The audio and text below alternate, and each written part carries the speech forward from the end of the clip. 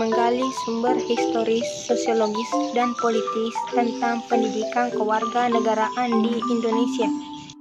Untuk memahami pendidikan kewarganegaraan di Indonesia, pengkajian dapat dilakukan secara historis, sosiologis, dan politis.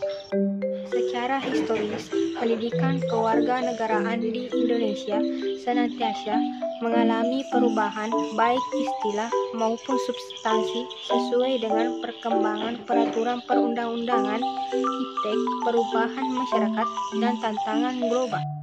Secara sosiologis, pendidikan kewarganegaraan di Indonesia sudah sewajarnya mengalami perubahan mengikuti perubahan yang terjadi di masyarakat. Secara politis, pendidikan kewarganegaraan di Indonesia akan terus mengalami perubahan sejalan dengan perubahan sistem ketatanegaraan dan pemerintahan, terutama perubahan konstitusi. Membangun argumen tentang dinamika dan tantangan. Pendidikan kewarganegaraan, ontologi PKN adalah sikap dan perilaku warga negara dalam kehidupan bermasyarakat, berbangsa, dan bernegara.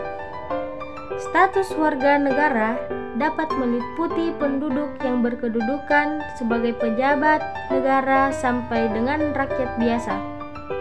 Untuk mengerti dinamika, perubahan dalam sistem ketatanegaraan dan pemerintahan, serta tantangan kehidupan yang telah mempengaruhi PKN di Indonesia, Anda dianjurkan untuk mengkaji perkembangan praktik ketatanegaraan dan sistem pemerintahan rakyat Indonesia menurut Undang-Undang Dasar Negara Republik Indonesia, yakni periode 1 1945 sampai dengan 1949, periode 2 1949 sampai dengan 1950, periode 3 1950 sampai dengan 1959, periode 4 1959 sampai dengan 1966,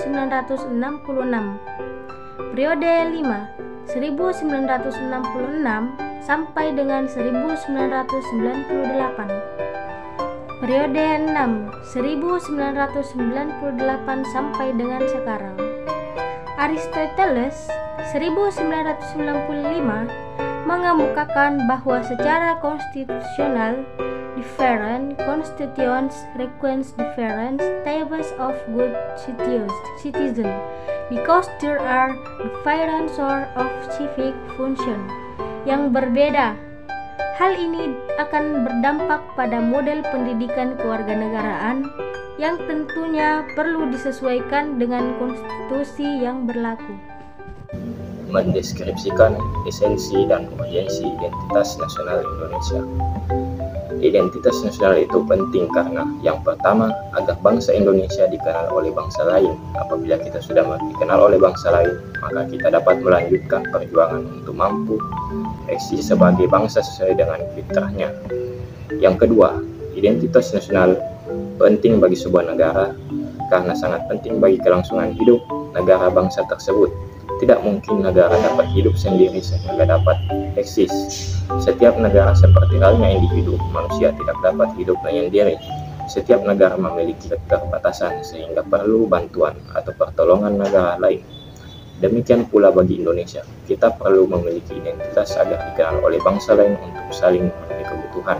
Oleh karena itu, identitas nasional sangat penting untuk memenuhi kebutuhan atau kepentingan nasional negara Indonesia.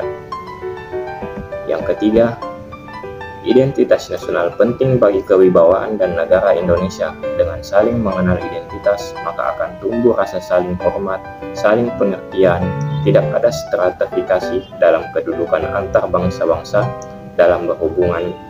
Masing-masing mengakui bahwa setiap negara berdaulat, tidak boleh melampaui kedaulatan negara lain. Istilah ini dalam hukum internasional dikenal dengan asas par imparem non habet imperium. Artinya negara tidak dapat melaksanakan yurisdiksi terhadap negara berdaulat. Sekian.